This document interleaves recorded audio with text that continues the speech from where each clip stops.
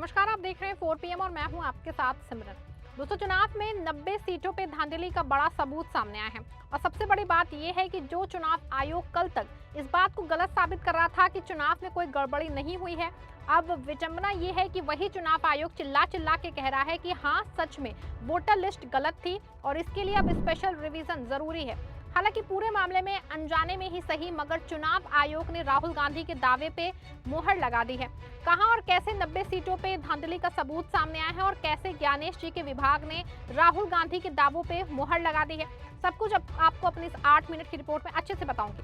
दोस्तों, नवंबर 2025 में राहुल गांधी ने एक धमाका किया था। उन्होंने प्रेस कॉन्फ्रेंस में कुछ ऐसे दस्तावेज रखे जिन्होंने चुनाव आयोग की साख पे सवाल उठा दिए थे। राहुल गांधी ने आरोप लगाया था कि हरियाणा में 25 लाख से ज्यादा फर्जी वोटर्स हैं। उन्होंने इसे इंडस्ट्रियल स्केल वोट चोरी कहा था। राहुल का दावा था कि बीजेपी ने चुनाव आयोग के साथ मिलकर के कांग्रेस का चुनाव चोरी कर लिया है। राहुल गांधी का दावा था कि 5.2 लाख से ज्यादा ऐसे नाम जिनके फोटो, नाम और पिता का नाम एक जैसे थे। 1.25 लाख से ज्यादा वोटर्स की तस्वीरें धुंधली ताकि उन्हें पहचाना ना जा सके। सबसे हैरान करने वाला खुलासा ये था कि विधानसभा क्षेत्र के 10 बूथों पे एक ब्राजीलियन मॉडल की फोटो 22 अलग अलग नामों से वोटर लिस्ट में दर्ज थी। सोचिए, हरियाणा के गांव में ब्राजील की मॉडल वोट डालने आ रही है। एक ही घर में सैकड़ों वोटर। राहुल ने सबूत दिए थे कि बीजेपी नेताओं के घरों और कुछ खाली प्लॉटों पे 500 वोटर्स रजिस्टर्ड थे। राहुल गांधी का दावा था कि करीब 25 लाख वोटर्स ऐसे हैं जो फर्जी हैं और इनके जरिए ही चुनाव में घालमेल किया गया है। लेकिन उस समय राहुल गांधी के आरोपों की ज्ञानेश कुमार के विभाग ने झूठा बताया था। चुनाव आयोग का दावा था कि राहुल गांधी की सारी बातें फर्जी और कल्पना के आधार पर हैं। यहाँ तक कि चुनाव आयोग ने एक पत्र लिख के ये कहा कि राहुल गांधी के आरोप आधारहीन हैं। आयोग ने राहुल को ही नसीहत दे डाली कि वो चुनाव प्रक्रिया का अपमान कर रहे हैं। लेकिन जब अब बीएलओ घर घर जाके जांच कर रहे हैं तो वही 25 लाख का आंकड़ा बढ़ के 29 लाख हो गया है। मतलब कि जो चुनाव आयोग पहले से बात मानने को तैयार नहीं था कि हरियाणा की वोटर लिस्ट में कोई फ्रॉड है, चुनाव सही वोटर लिस्ट पे नहीं हुआ है, अब वही चुनाव आयोग चिल्ला चिल्ला के कह रहा है कि वोटर लिस्ट में एक दो नहीं 29 लाख लोग फर्जी तरीके से घुसपैठ करके बैठे हैं। मीडिया रिपोर्ट में आई खबरों के अनुसार चुनाव आयोग ने एक खास सॉफ्टवेयर का इस्तेमाल किया गया जिसने वोटर लिस्ट की ऐसी सर्जरी की कि धांधली की परतें खुल गई। इस सॉफ्टवेयर ने एक जैसे नाम, एक जैसे पते और एक ही फोटो वाले लाखों लोगों को ट्रैक किया। जांच में नाम, पद और व्यवसाय का मिलान हुआ है। लाखों वोटर्स ऐसे मिले जिनका नाम, उम्र और काम का विवरण एकदम एक जैसा है, लेकिन वो अलग अलग बूथों पे वोट डाल रहे हैं। और सबसे खास बात है कि ये बीमारी सिर्फ 1 या 2 सीट पे नहीं बल्कि हरियाणा की सभी 90 विधानसभा सीटों पे फैली हुई है, जिसमें हरियाणा की 20 विधानसभा सीटों पे तो हालात ये है कि 50% वोटर्स का डेटा रिकॉर्ड से मैच ही नहीं कर रहा है, यानी आधी वोटर लिस्ट संदिग्ध है। बता दें आपको कि इस 20 सीटों में पिछली बार 16 सीटों पे बीजेपी की जीत मिली थी, लेकिन तब चुनाव आयोग ने इसको झूठा कह दिया था। लेकिन अब खुद यही बात आम जनता के सामने रख दी है। बता दें आपको, यही वो पेंच है जिसे राहुल गांधी समझाना चाह रहे थे। जिन 20 सीटों पे सबसे ज्यादा फर्जीवाड़ा मिला उसमें से 16 सीटें भाजपा ने जीती। क्या ये महज एक इत्तेफाक है या फिर सत्ता की कुर्सी तक पहुंचने के लिए लोकतंत्र का गला घोट के एक डिजिटल धांधली की गई है? बता दूं आपको, ये पूरा खुलासा हरियाणा में शुरू हो रही एसआईआर प्रक्रिया के अंतर्गत पकड़ा में आया है और इसी के लिए चुनाव आयोग ने बीएलओ को तैनात किया है। हरियाणा में विभिन्न स्थानों पे मतदाता सूचियों में 29 लाख ऐसे मतदाता मिले हैं जिनमें पिता पुत्र के नाम समान हैं। निर्वाचन विभाग ने संदिग्ध मतदाताओं की पहचान सुनिश्चित करने के लिए बीएलओ की ड्यूटी लगाई है। बीएलओ मतदाता सूची में दर्ज पते पे जाके संबंधित मतदाताओं के दस्तावेजों की जांच करेंगे।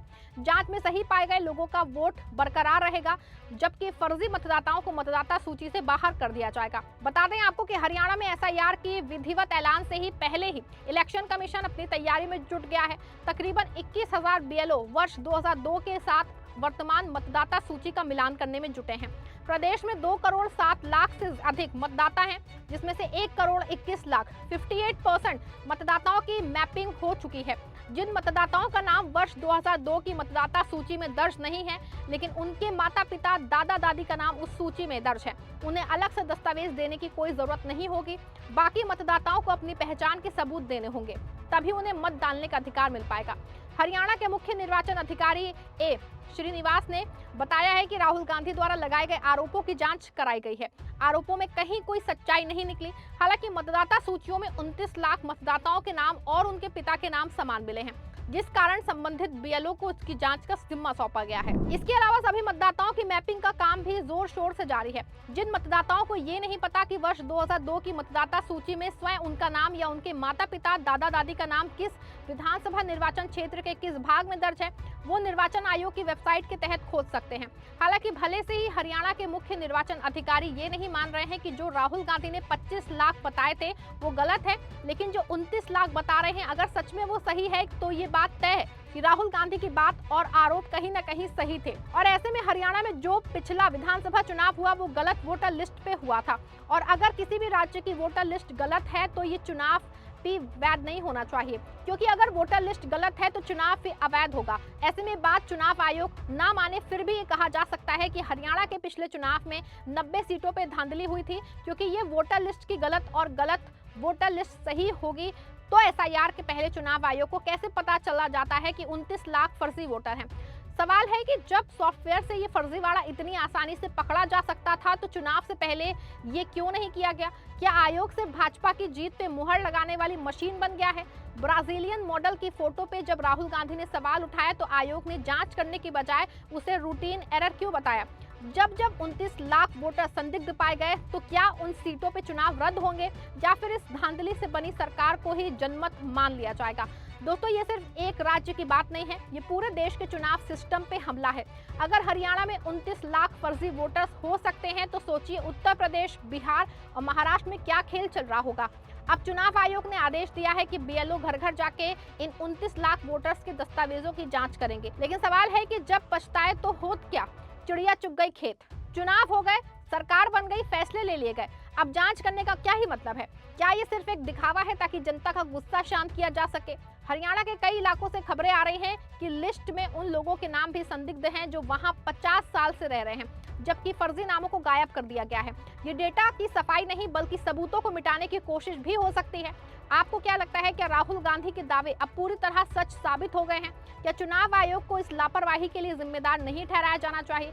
अपनी राय कमेंट बॉक्स में जरूर लिखिए। खबर को लाइक करें, शेयर करें और इजाजत दीजिए। मिलते हैं अगली खबर में। देखते रहें 4 PM।